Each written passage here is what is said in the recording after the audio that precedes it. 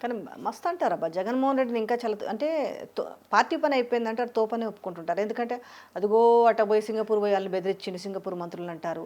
ఆయన వల్లనే కట్టలేకపోతున్నాం. నువ్వు జర్నలిస్ట్, సీనియర్ జర్నలిస్ట్, 95 నుంచి నీకు చంద్రబాబు నాయుడు గారి రాజకీయాలు నీకు తెలుసు, నాకు తెలుసు. సింగపూర్ నుంచి ఒక చిన్న గిలక బలపమైన తీసుకొచ్చాడు ఎప్పుడైనా? ఒక కంపెనీ చెప్పు సింగపూర్ నుంచి ఆంధ్రప్రదేశ్లో సమైక్య రాష్ట్రం నుంచి బెదిరించడం వల్ల ఇది అవుతుందంట. అప్పుడు కూడా జగన్మోహన్ రెడ్డి అలా అదేదో సినిమాలో చూడు బాలగాంధీ లాగా పుట్టిన కాడి నుంచి బెదిరించుకుంటాను కూర్చోడు సింగపూర్ వాళ్ళని. భయం ఒరిజినల్గా ద పవర్ ఆఫ్ రెడ్డి అని ఒకటి ఉంటుంది, అది జగన్మోహన్ రెడ్డి. ఎందుకంటే ఒరిజినల్గా నీకు ఒకటి గుర్తుంచుకో, బంగారం పళ్ళెం ఏడ పెట్టినా, లేదంటే కోహినూరు డైమండ్ క్వీన్ నెత్తికి పెట్టినా, లేదా ఇంట్లో పెట్టినా దాని మెరుపు దాందే. సో ఆ మెరుపుకి ఏమవుతుందంటే అవతలకి జలక్కి వస్తుంది. ఆ జలకు వచ్చినప్పుడు ఏముంటుందంటే ఆ వైబ్రేషన్. ఆ భయంతో ఇంకెందుకైనా మంచిది అనేసి కొడుకుని నిలబెట్టే అంటే గట్టిగా స్టాండర్డ్ చేసే ప్రయత్నంలో ఈసారి ఏమన్నా ఇప్పుడే ఈ లాస్ట్ 2 yearsలో కానీ 1 yearలో కానీ లోకేష్ని సీఎం చేసే అవకాశం ఉంటుందా? మళ్ళీ అప్పుడు నాకు రామారావు గారు, మహారాష్ట్రలో షిండే, చంద్రబాబు నాయుడు గారు ఇలాంటి గొప్ప వ్యక్తి, ఇలాంటి వాళ్ళందరూ కళ్ళ ముందు ఇలా అని కనబడతారు. నాకు అమ్మ మెరుపుతో ఒకసారి అంటే ట్రింగ్ అని ఇలా వచ్చి వెళ్ళినట్టు వస్తుంది. ఇది కనుక జరిగితే అద్భుతాలు జరుగుతాయి తెలుగుదేశంలో. అంటే అంటే చాలా ఎక్స్పీరియన్స్ల ప్రకారం తీసుకుంటే నేను చేసేస్తే నా కొడుకు అంటే ఇంకా ఎవరు టీడీపీ అనే కాడు వచ్చింది. మళ్ళీ చెప్తున్నా, తెలంగాణ నా త్యాగంతో తెచ్చుకున్న కేసీఆర్ గారే ఆ ధైర్యం చేయలేపాడు. ఇంత చాతుర్యం ఉన్న కేటీఆర్ని పెట్టి లాస్ట్ 1 yearలో నేను చెప్తున్నాను, ఇంత చాతుర్యం ఉన్న కేటీఆర్ని పెట్టుకునే కేసీఆర్ గారు ఏం చేయలేపాడు. చాతుర్యం చంద్రబాబు నాయుడు గారికి ఉంది కానీ చాతుర్యం లోకేష్కి లేదు.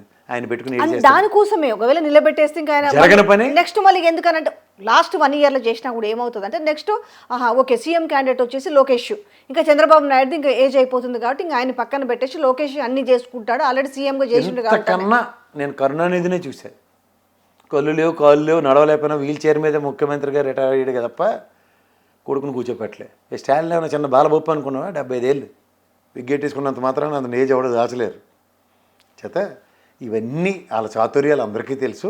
ఆయన కూడా అన్నీ వచ్చి రాగానే నేనే డిఎంకే అధినేతనని మాట్లాడకుండా జయలలిత గారు ఏమి ఇచ్చారో పథకాలు అవే పథకాలు కంటిన్యూ చేస్తారని రాజకీయ ఆవశ్యకతని ఈ టర్మ్ ప్రూవ్ చేసుకున్నాడు. నెక్స్ట్ టైం ఎలిజిబిలిటీ తెచ్చుకున్నాడు నెక్స్ట్ టైం నిలబడడానికి. ఇప్పుడు ఆయన election deciding factor for so many వారసులకి ఫేట్కి. కానీ అవదు అయ్యే అవకాశం లేదంటారు. అయితే నాకు రామారావు గారి చరిత్ర మళ్ళీ పునరావృతం అయినట్టే తెలుగుదేశానికి. ఎట్లా ఎట్లా అవ్వాలంటే అది జరగాలంటారా? రామారావు గారు ఏంటి చేశారు, మొత్తం లక్ష్మీభారత్ చక్ర తెప్పిద్దాం అనుకుంటే తెలుగుదేశం కైవసం చేసుకోబడింది.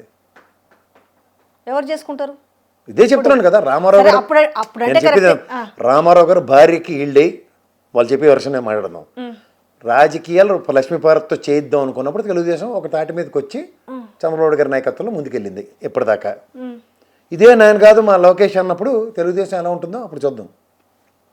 ఒకవేళ జరిగితే ఎవరు ఎట్లా స్ప్లిట్ అవుతుంది, ఎవరు చేస్తారు? ఒకవేళ ఎవరని నేను చెప్పలేను. There are lot of permutations and combinations.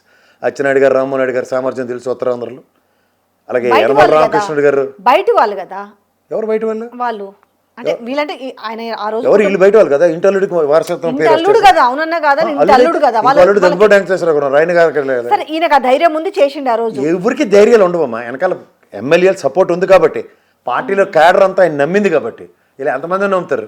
Ramarao గారిని నమ్మడం వేరు, రామారావు గారి తర్వాత చంద్రబాబు గారు నమ్మడం. ఈ రోజు ఎన్టీఆర్ ని బాగా అట్లా అసాసినేట్ చేస్తూ వాళ్ళ తల్లిని కానీ ఆయన్ని కానీ అంటే భయంతో అంటే రేపు ఎప్పుడన్నా దానికి అంటే రేపు చంద్రబాబు నాయుడు వయసు రీత్యా ఇదైపోయినప్పుడు ఎన్టీఆర్ అప్పుడు మధ్య మధ్యలో వస్తుంటాయి కదా వార్తలు, అది ఎన్టీఆర్ అయితేనే చేయగలుగుతాడు, ఎన్టీఆర్ అయితే నిలబెడతాడు అంటున్న నేపథ్యంలో రేపు ఎప్పుడైనా వస్తాడన్న భయంతో ఇట్లాంటి వార్తలు బుల్డోజ్ చేస్తారు అనుకోవచ్చా?